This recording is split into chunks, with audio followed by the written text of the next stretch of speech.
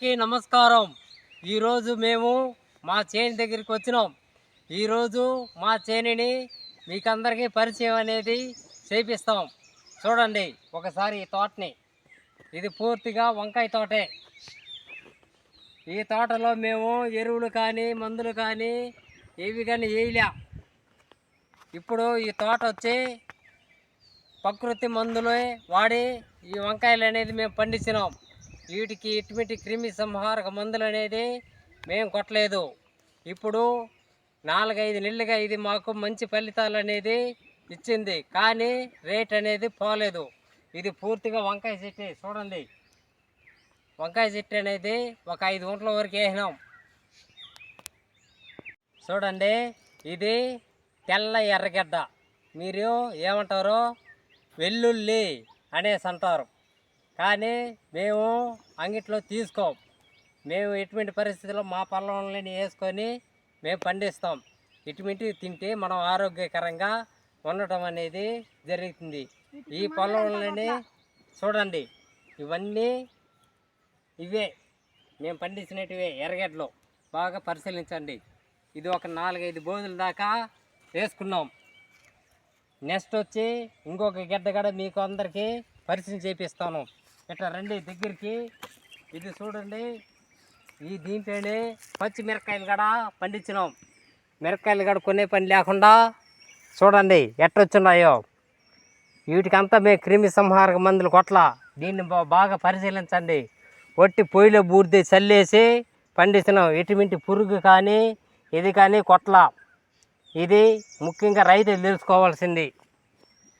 క్రిమి సంహారక మందులు అమితమైన రేటు కాబట్టి అవుట్ కొనొద్దండి. అందరూ పొయ్యిలో బూడిది తెచ్చుకొని చల్లితే మనకి మంచి ఫలితాలు అనేది వస్తాయి. ఇది మనకి ప్రకృతి ఇచ్చిన ముఖ్య వరం. ఇది వచ్చి ఎర్రగడ్డ యొక్క విత్తనాలు. ఈ మొగ్గ చూడండి, పూలు ఎట్లున్నాయో. వీటిని తీసుకొని మేము ఎండబెట్టి మళ్ళీ వెంటనే ఒక నెల తర్వాత మళ్ళీ ఈ విధంగా మళ్ళీ మేము నాటుకుంటాం. మేము అంగిట్లో కానీ తీయము. ఇది ముఖ్యంగా మన ఆంధ్రప్రదేశ్లో ఉండే రైతులందరూ తెలుసుకోవాల్సిన ముఖ్య విషయం. ఈ విధంగా మనం నారు పోసుకుంటే మనకి మంచి ఫలితాలు అనేది వస్తాయి. ఇది ధనియాల మొక్క అనేది సమాజంలో చాలామందికి తెలియదు. దగ్గరికి వచ్చి చూడండి, ధనియాలు అనేది మొగ్గల్లో వచ్చి ఇప్పుడు వస్తూ ఉంది. ఇది మేము కూడా ధనియాలు అనేది మేము కొనం. ఇది కూడా మేమే చేనులోనే పండించుకోవటం అనేది జరుగుతుంది. ఈ పాది పూర్తిగా, ఈ లైన్ పూర్తిగా ధనియాలే. ఇది ముఖ్యంగా అందరూ తెలుసుకోవాలి. పిల్లరా, ముఖ్యంగా దీన్ని చూడండి, ఈ మొక్కల్ని. ఇది వచ్చి సోంపు. మనం కానీ నాన్ వెజిటేరియన్ అనేది తీసుకున్నప్పుడు ప్రతి ఒక్కరూ తీసుకునే సోంపు ఇది. ఈ మొక్కలో ఒకసారి అందరికీ తెలుసుండదు. దీన్ని కూడా చూడండి, సోంపు మొక్కలు కూడా మేము ఇదే పాదులోనే పండించుకుంటూ ఉంటాం. చూడండి ఏ విధంగా వస్తున్నాయి. సోంపు మన నేలలో బాగా పండటం అనేది జరుగుతూ ఉంది. ఇది చూడండి, ఇది వచ్చి అలసందలో మేము పందిరే దీనికనేసి వేసినాం. ఈ అలసందలు అనేది మామూలుగా కింద వేసినామంటే కింద ఉండే పంటని నాశనం చేస్తాయి. కాబట్టి ఒక పందిటి పైన వేసుకొని ఆ పందిటి పైన అల్లిస్తాం. అప్పుడు మనకి పక్కన మనం ఎదిగడ పైర్లకి ఇబ్బంది అనేది కలగదు. చూడండి, వీటికి కూడా మేము బూడిద కొట్టేసి చల్లుతున్నాం. ఎటువంటి పరిస్థితుల్లో కూడా ఎటువంటి పురుగు అనేది ఇవి కూడా చేరలేదు. ఎంత నీట్గా ఉన్నాయో చూడండి. ఇది చూడండి, ముఖ్యంగా బీరకాయ. ఇది బీరకాయ కూడా పందిట వేసి అల్లించి ఇది చూడండి. నేను ఫారెస్ట్కి దగ్గరలో ఉండేది మా చేను. దగ్గరలోనే నేను కొబ్బరి చెట్టు అనేది పెట్టి పోషిస్తున్నాను. ఎందుకంటే వచ్చేది వేసవి కాలంలో మన కొబ్బరి నీళ్ళు చాలా ముఖ్యం. వేసవి కాలం అనేది కాదు, ఇప్పుడు కూడా మనం తాగేదానికి కొబ్బరి నీళ్ళు మంచి శక్తిని ఇస్తుంది. అది ఇంతకుముందు వీడియోలోనే చెప్పినాను కదా. అందువల్ల ముందు ఆలోచనతోనే కొబ్బరి చెట్టుకి ఏ విధంగా పాదులు చేసినానో చూడండి. నెక్స్ట్ మా ప్రాంతంలో ఇది అల్లనేరేడు చెట్టు. ఇది అల్లనేరేడు చెట్టు.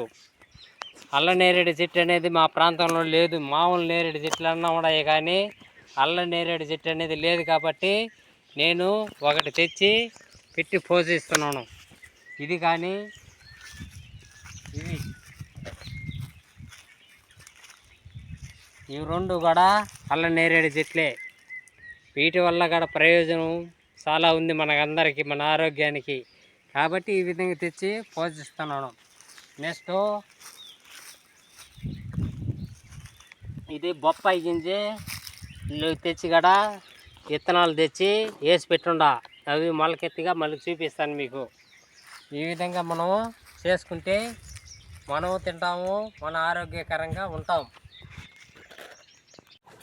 చూడండి, పసుపు చామంతి అనేది చాలామంది ప్రజానీకానికి అనేది తెలీదు. ఏ విధంగా ఉండదు చూడండి. మన దేవతలకి ముఖ్యమైన పుష్పాలు ఎదురంటే అందరూ దేవతలకి ఈ పసుపు చామంతి. వీటి మొక్కలను కూడా ఎవరంటే వాళ్ళు వచ్చి తాకకూడదు. బాగా భక్తి శ్రద్ధలతో స్నానాలు చేసి ఈ పాదల్ని పుష్పాలు కోసుకొని దైవానికి అనేది పెట్టుకొని మనం పూజించాలి. అప్పుడు మన అనుకున్న పనులు మనకు జరుగుతాయి. కాబట్టి మీరు కూడా పరిశీలించండి ఈ పసుపు చామంతి. చూడు, మేము మాడి చెట్లు పాదల్లోనే కొద్దిగా ఖాళీ ప్రదేశంలోనే ఈ వంకాయ చెట్టు అనేది నేను నాటుకున్నా. చూడండి, ఇక్కడ కూడా ఇంతకుముందు ఒకసారి ఆడుండేది చూపిస్తున్న ఆపాదిలో, ఇక్కడ ఉండేది చూపిస్తుండా. ఇప్పుడు ఒక 2 కాయలు కోసుకుని కూడా మీకు చూపిస్తా.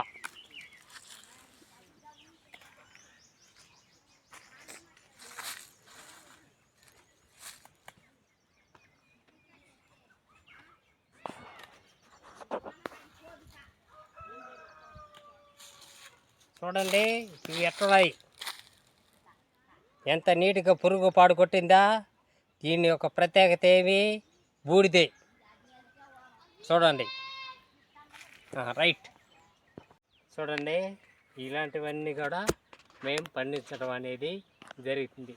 నెక్స్ట్ వచ్చి దీంట్లోనే మిరప చెట్టు వేసినాం, దీంట్లోనే తెల్లగడ్డలు ఎర్రగడ్డలు వేసినాం. చూడండి, నెక్స్ట్ వచ్చి దీంట్లోనే టమాటాలు కూడా పండించడం అనేది జరిగింది. ఒకసారి టమాటాలను కూడా కోసి చూపిస్తా.